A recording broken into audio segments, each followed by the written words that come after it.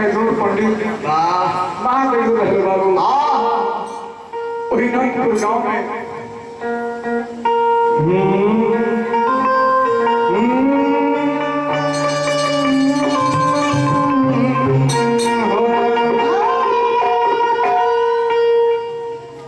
नंदपनिया के दुकान है बाबू। जब द्रोण जी तीर्थ यात्रा में चल गई 500 रुपया 500 का नोट हो यही खेत भेज दे दी कमल सर वो बैंक ना हो सारा बैंक हो चलिए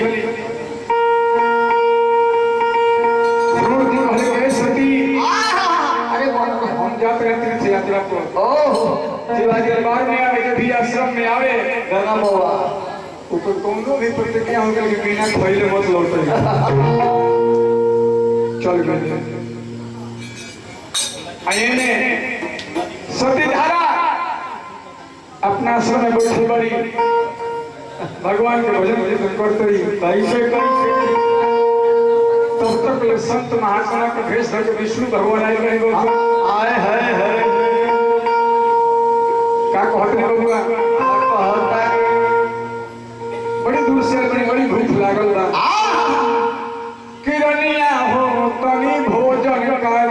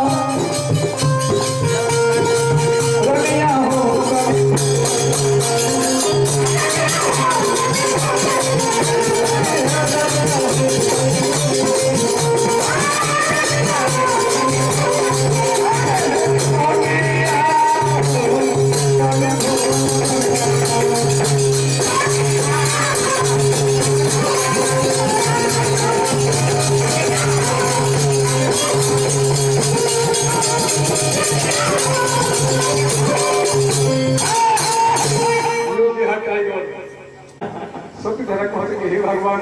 लाज कैसे रही कि घर में नहीं खेवन पानी अरे कसहूं जिया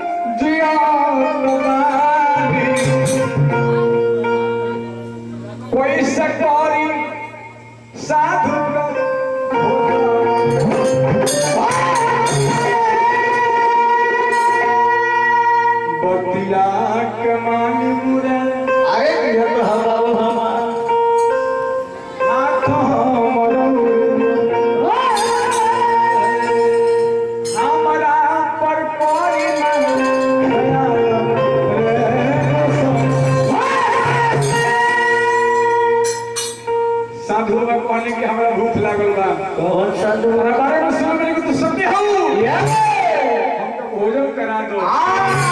किस बात भैरव का भगवान साधु के भेष में बानी बाबू कैसे सबके धारा से बहुत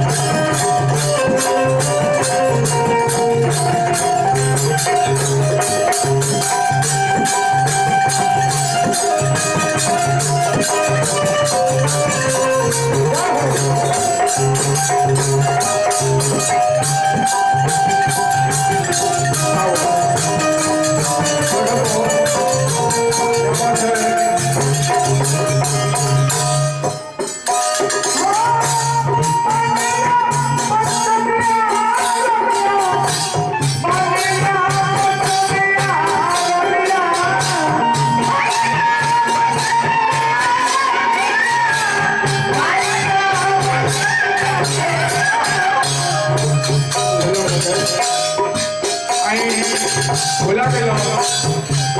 बोला के लो पूरी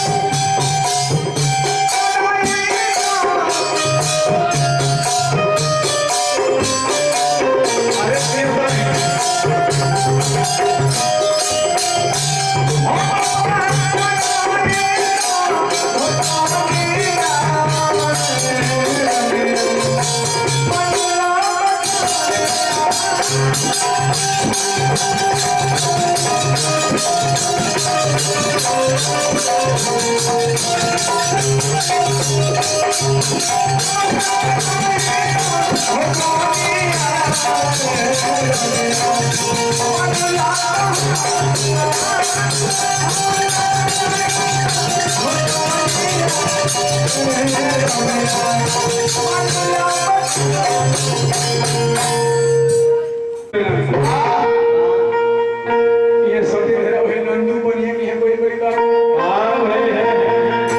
तो सत्य कोई बड़ी बनी या तो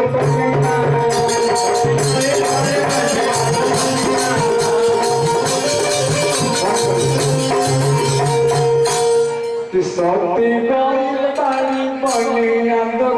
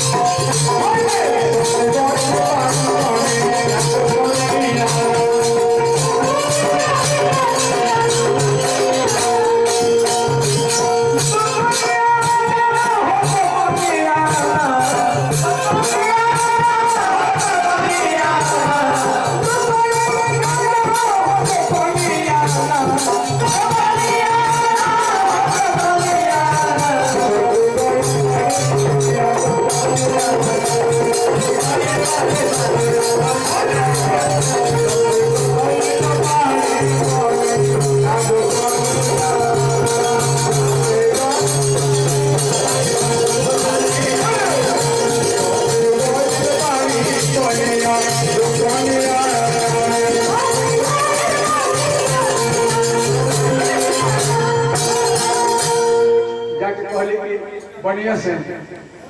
कि हमको सामान दे कुछ खाए पिए बढ़िया से मेरे सामान मांगो तो बढ़िया पहले के सुना तहर पहले ही से हमारे दुकान पर कितना बाकी बा और रुपए चलिए हमने गोल्डी डीजे साउंड भोला अंसारी जी मिलने का पता मठिया मुजरू मोबाइल नंबर 7372 सुबह सब काम का हमरा भोला अंसारी से संपर्क करी और देखिए 100 रुपये गुरु जी दे अरे भाई देता था कर्जा फट हमारे बाबू है आशीर्वाद हो चलिए अंसारी जी आजाद रही जल्दी धन्यवाद रही मेरा भगवान से कोई ये कहे बबुआ ऐसे कैसे सती जब बढ़िया के दुकान पर गई बड़ी बढ़िया कहने की तारा पहले ही से कितना उधार खोले तो बढ़िया हो एक बार उधार ना मिली जात पात ना पूछे तो हरी के बड़े से हरी होगा बढ़िया है का बिरोड़ी बा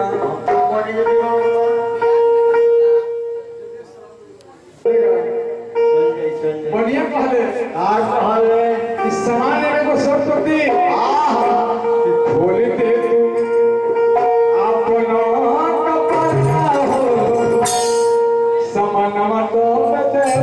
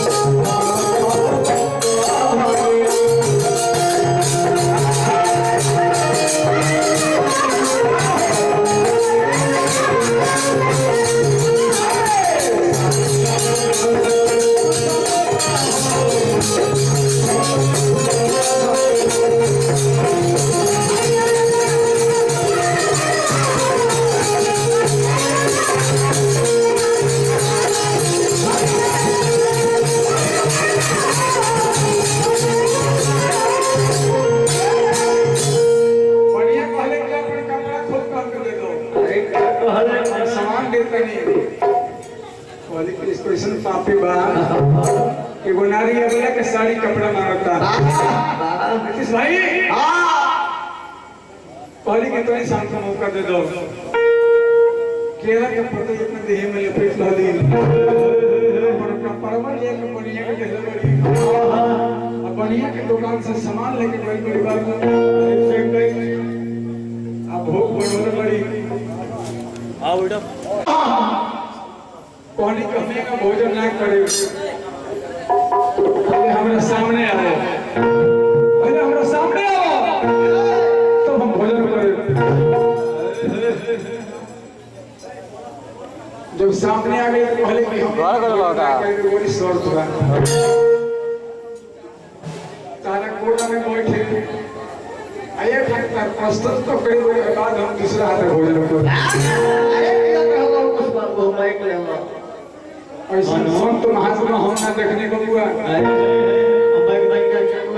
नारी नौ रंगी तो रंगी नारी नर के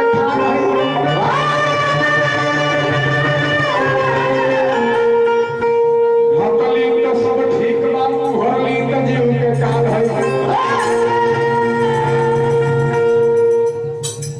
कितनिया आज मेरा रंगाई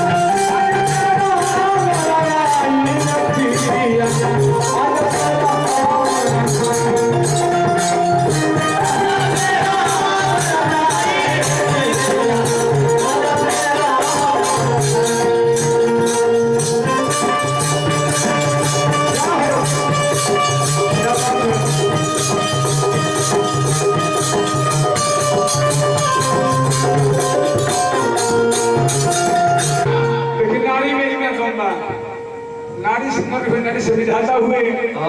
नारी से भगवान के जन्म होके जाए भगवान को नहीं जाके बाबू जब सती धारा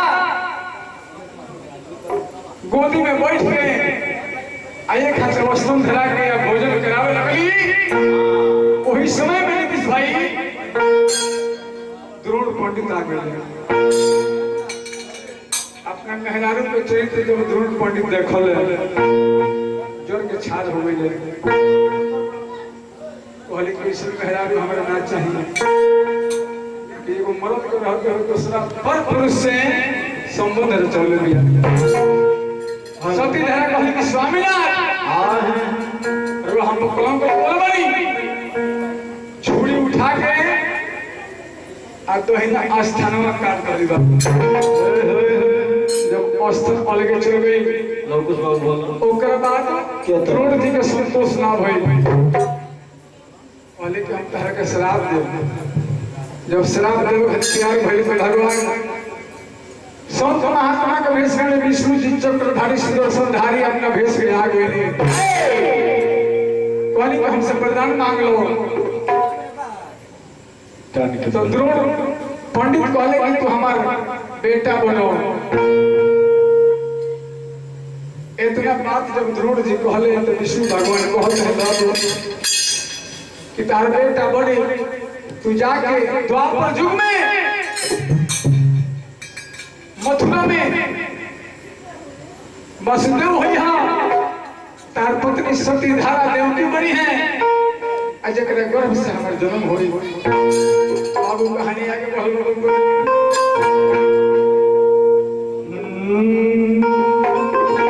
सरकार कंस के अत्याचार बढ़ गई बा भक्ति के भागकारी कि देवलोक के बात सुन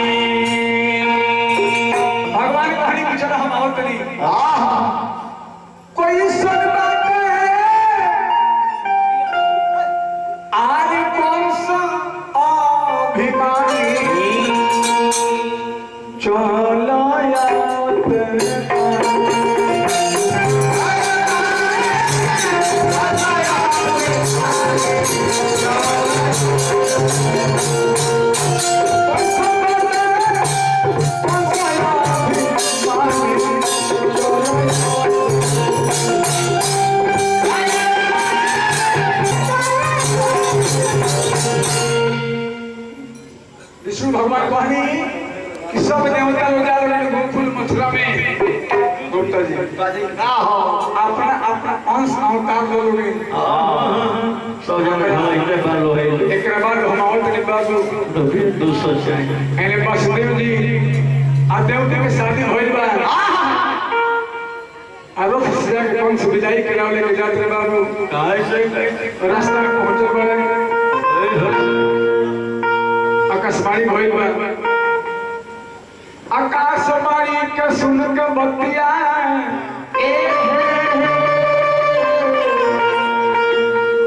अंकित यादव जी ऑटो सर्विस दाहोद बाजार रात भर कमाल दाहोद के मशहूर मिस्त्री हमरा अंकित यादव जी जेकरा भी आओ भाई दू चकवा कोनो प्रकार के गाड़ी बनवाओ सर्विसिंग करावे के बाद हमरा अंकित बाबू से संपर्क करिए